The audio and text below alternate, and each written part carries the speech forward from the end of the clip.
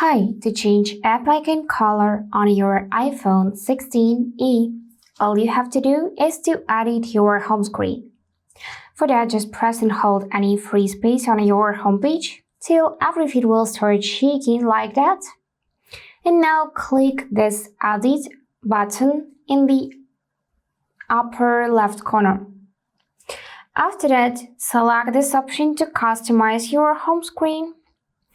And now on the bottom, you will see some options for your new icon's color. So we got light, we got dark, which will look like that.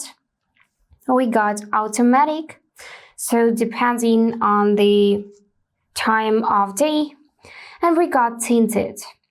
Here you can manually select color by dragging those sliders, and you can also tap here to choose color from your wallpaper, and it will look something like that. If you're satisfied with changes, you need to simply tap any free space on the screen, and this is the result. So that's it for today. If this video was helpful, please subscribe, like, and comment. And I wish you all the best. Bye bye.